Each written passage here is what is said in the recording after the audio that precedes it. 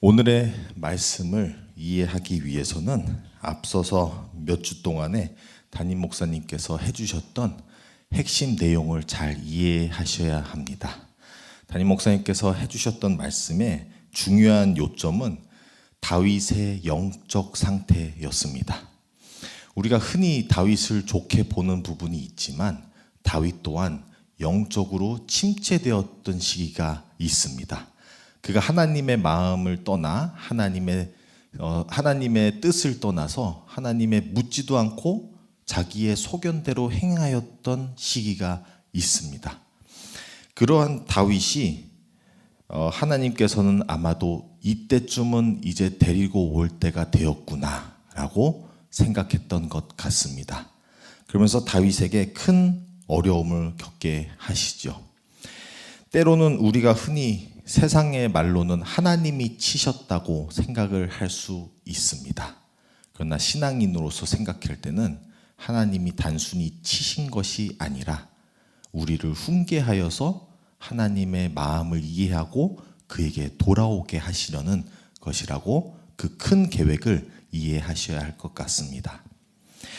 그래서 다윗에게는 굉장히 어려운 이 침체기를 통해 끝내 어제 담임 목사님의 말씀과 같이 다윗이 자기가 서기 어려웠던 곳에 서 있었던 것입니다. 본인이 직접 이스라엘 군대를 치는 자리에까지 오게 된 것이죠. 본인이 지켜야 되는 이스라엘을 본인이 칠 수 있는 상황에 처하게 된 것입니다. 그런데 다행히도 하나님께서 이제는 아닌 것 같다라고 불러주시죠. 그래서 이제 돌아가게 됐는데요. 돌아와서 보니 자기의 모든 재산과 가족과 소유들이 다 약탈되어서 사라진 상황을 보게 되는 것입니다. 그리고 어제 중요한 부분이 6절 말씀인데요. 6절에서 보면요. 다윗을 그렇게까지 지금까지 따라왔던 모든 사람들이 이제는 다윗에게 마음을 돌려서 돌로 쳐서 죽이고자 하고 있습니다. 다윗이 그 어느 곳에서도 위로도 못 얻고 본인도 슬프고 본인도 힘든데 막상 자기를 따라왔던 사람들도 자기에게 돌이켜서 자기를 치고 죽이고자 하고 있습니다. 다윗은 그 어느 곳에서도 쉴 수가 없었습니다. 자기 마음을 둘 곳이 없었습니다. 그러자 너무나 다행인 것은 그가 하나님 여호와께 마음을 두게 된 것입니다. 오늘 만약에 이 말씀을 제가 제목을 내리고자 한다면 회개와 회복으로 두고 싶습니다. 회개와 회복하는 이 모습을 그려내는 장면들이 일 것입니다. 그렇게 하여서 다윗은 하나님께로 마음을 다시 돌이켜 하나님만을 의지하게 되는 사건으로 이어져 가고 있습니다. 그리고 더 나아가서 오늘의 말씀 위주에는 다윗이 어떻게 하여서 하나님의 마음으로 돌이켜졌는지 그의 결과물, 그의 변화된 모습을 보여주고 있습니다. 우리도 흔히 저도 다이어트가 필요한데요. 다이어트 약을 장사할 때 무엇을 하죠? 비포와 애프터 사진을 보여주죠. 이와 같이 다윗 똑같이 오늘의 본문 말씀은 그 전까지는 비포의 모습을 보여줬다면 지금은 애프터의 모습을 보여줄 것을 예언하고 있는 것입니다. 그래서 오늘은 애프터 모습들이 나오게 되는데요. 이에 앞서서 다윗을 비평하여서 다윗을 어떠한 사람이다라고 하였을 때 우리가 흔히 알게 되는 모습, 그 형상이 이제부터 나오게 되는 것입니다. 그 다윗을 사무엘상 13장 14절 또는 사도행전에서도 13장 22절에 다윗을 이렇게 그려보고 있는데요. 하나님의 마음에 맞는 사람. 요거를 조금 더 원어랑 가까이 둔다면요. 하나님의 마음을 본받은 사람. 하나님의 마음에 합당한 사람이라는 것으로 이해할 수가 있겠습니다. 그래서 다윗이 모든 것을 다른 자기가 의지하던 모든 것을 내려놓고 하나님께 회개하며 나아갔을 때에 그의 마음이 변화되어 하나님의 마음을 본받는 모습들이 나오고 있습니다. 오늘의 말씀으로는 그 두 가지 큰 증거물이 생기게 됩니다. 다윗의 애프터 모습이죠. 첫 번째로는 21절부터 25절까지의 말씀에 나오는 부분인데요. 다윗은 공평하게 나누었습니다. 주어진 것을 공평하게 나누었습니다. 다윗이 빼앗겼던 모든 것들을 쫓아가던 과정 속에서 지쳐있던 자기의 군대를 보고 일부는 짐이랑 놔두고 우리가 더 이상 지체되면 안 되니까 여기서 너는 짐을 맡아보고 있어. 우리가 날렵하게 달려갔다 올 테니까 하고 자기의 군대를 둘로 나누게 되죠. 그리고 자기가 이끌어서 가서 모든 것을 회복시켜서 돌아왔는데 여기서 다윗의 군대 안에서는 꼭 좋은 사람들만 있지는 않았습니다. 근데 솔직히 공동체라는 게 어딜 가든 마음에 맞는 사람만 있는 건 아니겠죠. 근데 여기서 이 불량배라고 또는 악인이라고도 얘기하는데 아마도 다윗의 마음과 맞지 않는 사람들을 얘기하는 것 같습니다. 이분들이 무슨 얘기를 하냐면, 야, 너희 집만 맡으던 사람들은 이 우리가 가져온 전리품과 소유물에 너희는 받을 권리가 없어. 너희는 한 게 없어. 라는 식으로 얘기를 하고 있습니다. 이것에 대하여 다윗은 너무나 다행히도 공평하게 나누죠. 그게 무슨 말이냐? 이 말을 우리가 조금 다르게 이해를 한다면요, 이것과 비슷합니다.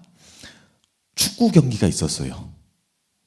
축구 경기에 한국 축구팀이 나가서 승리를 하고 왔는데 막상 돌아와 보니 트로피를 받아야 되는데 공격수들이 이렇게 얘기하는 겁니다. 수비 너희들은 받을 권리가 없어. 골은 내가 넣었으니까. 라는 것과 비슷한 것입니다. 말이 안 되죠. 온 팀이 하나의 선을 이루기 위해 함께 협력하였는데 막상 편을 갈라서 누구는 합당하고 누구는 합당하지 않다라는 것과 비슷합니다. 또 하나의 예를 들자면 남편이 열심히 밖에서 돈을 벌어와 가정으로 갖고 왔는데 내가 열심히 벌어온 돈이니 대부분은 내가 쓸 것이다. 그러면은 자기의 자녀들과 아이들을 양육하는데 더 중요한 일에 열심으로 매여 있던 아내는 어떻게 생각할까요? 부부가 함께 길러가는 것인데, 함께 팀워크로 하는 것인데 자꾸 갈라내는 성향이 있는 것이죠. 그래서 다윗은 하나님의 마음을 본받은 모습이 나오죠. 이거는 맞지가 않다. 하나님께서는 공평하시고 부족한 자나 괜찮은 자나 건강한 자나 또는 약자나 다 동일하게 하나님은 공평을 베푸신다. 그러면서 나누어 주게 되는 것입니다. 이름으로써 우리가 흔히 마태복음 20장에서 볼 수 있는 비유가 생각나는 것 같습니다.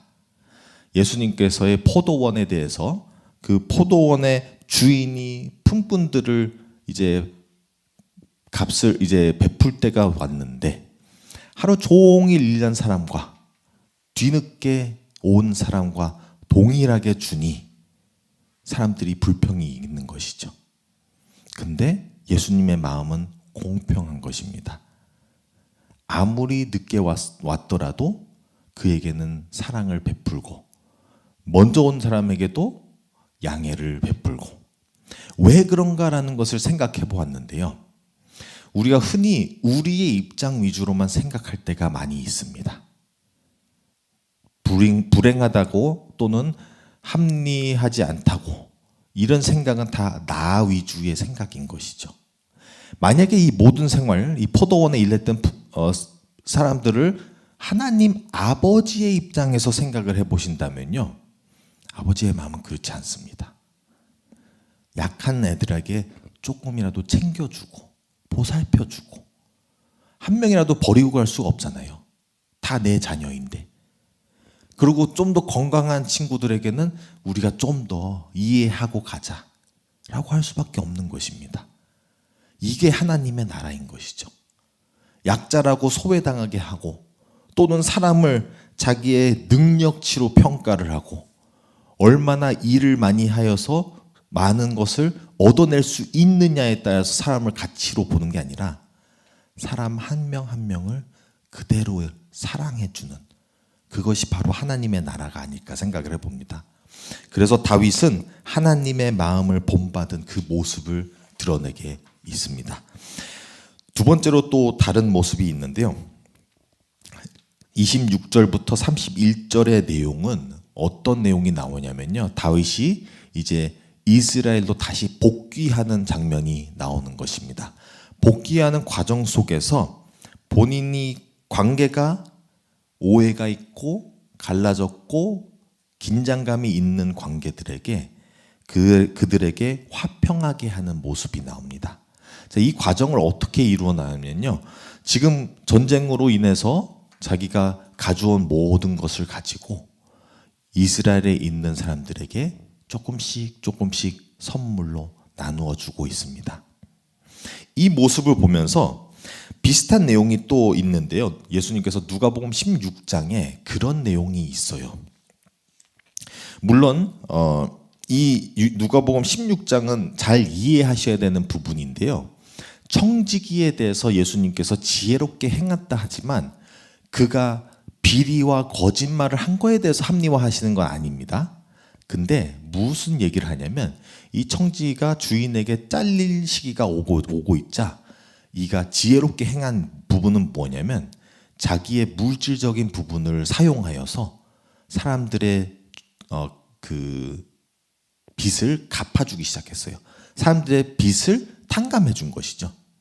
그럼으로써 예수님의 칭찬을 듣는 것이죠. 지혜롭게 행했다. 물질적인 부분을 어떻게 사용했냐에 따라서 그가 칭찬을 받은 것인데요. 우리가 흔히 물질이라 했을 때 자꾸 부정적으로만 보는 그런 입장도 많이 보게 됩니다. 그러나 부정적으로만 볼 수 있는 게 아니라 그 물질 자체가 죄가 있는 게 아니죠. 물질을 어떻게 사용하냐에 따라서 우리가 죄에 사용을 하는지 또는 선에 사용하는지에 달려 있는 것입니다. 이 청지기가 예수님께 칭찬을 받았던 이유는 그의 물질을 자기 걸로만 소유하고 있는 것이 아니라 베풀었다는 것이죠. 다윗 또한 자기의 전리품을 가지고 자기의 얻어온 것들 가지고 내 거야 하고 할 수 있었어요. 근데 그걸 하나씩 나누지요. 내게 아니다. 하나님이 주신 것이다. 그리고 또한 자기가 혹시나 상처를 줬거나 피해를 줬거나 또 사이가 안 좋아졌거나 하는 그 모든 관계를 회복해 가는 것입니다. 하나님은 우리의 관계들이 좋기를 바래요. 근데 이 부분을 우리가 잘 모르고 갈 때가 있습니다. 우리가 남들이 아파하는 것을 잘 못 볼 때가 있죠. 때로는 안타까운 모습들인데요. 우리 교회는 안 그렇습니다만 어떤 교회들은 예배를 드린다는 그 전제하에 저희도 주차를 때문에 많이 어려워하는데 주차를 다른 집들 앞에다가 대놔서 예배 도중이어서 차 빼달라고 연락이 와도 차가 안 빠져나가는 거예요. 예배를 드리는 건 좋은데 다른 주위에 있는 집들, 주위에 있는 이웃들에게 피해를 끼치면서 그건 괜찮다는 식으로 생각할 때도 있다라는 것이죠. 괜찮은 것이 아닌데 그렇게 피해를 준다면 이 예배도 의미가 없을 수가 있어요. 그 피해를 적어도 주지 않으면서 화목하게 하면서 예배를 드리는 게 그 예배가 의미가 있지, 이렇게 남들에게 폐를 끼치면서 하는 것은 과연 그게 예배인가? 라는 질문을 해봐야 하는 것입니다.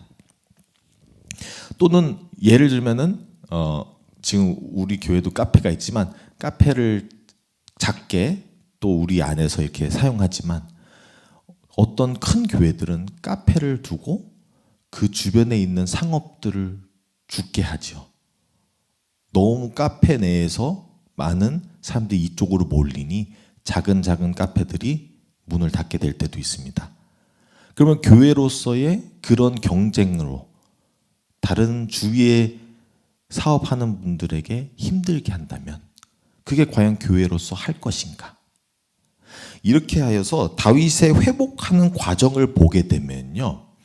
첫 번째로 제일 중요한 게 뭐냐면 본인이 민폐를 끼친지를 알아야 되는 것이 첫 번째인 것입니다. 다윗은 어떻게 이스라엘에게 민폐를 끼쳤냐면요. 본인이 이스라엘 직접 친 적 없고 약탈한 적 없습니다. 근데 무슨 일이 일어나냐면 요 전 이야기 아말렉 전투에서 이스라엘 사람들과 블레셋 사람들이 전쟁을 치러야 되는데 다윗의 군대가 블레셋 사람 옆에 있었어요.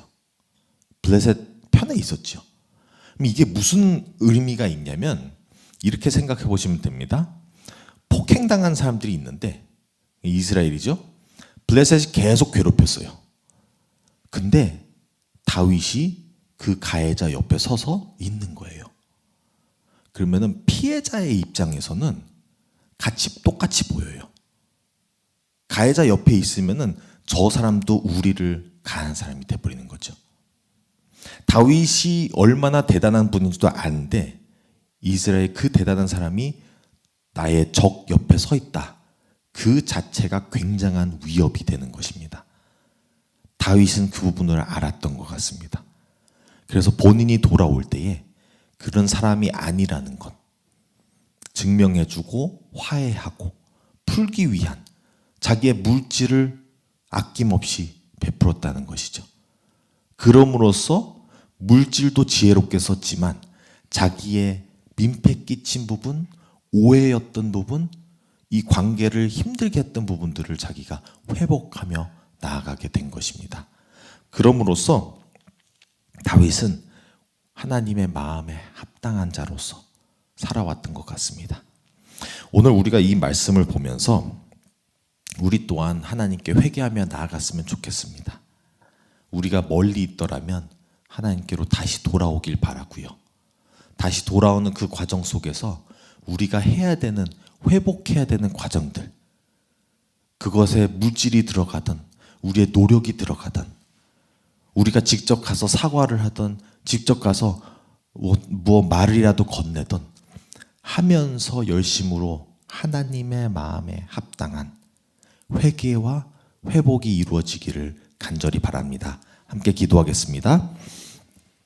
하나님 아버지 감사드립니다. 오늘의 말씀을 통하여서 하나님께서 귀하게 여기시던 종 다윗이 멀리 떠나갔지만 다시 돌아오는 모습을 보게 되었습니다. 그가 회개하고 그가 회복하며 나오는 그 모습을 통하여 참으로 하나님의 마음이 보였습니다.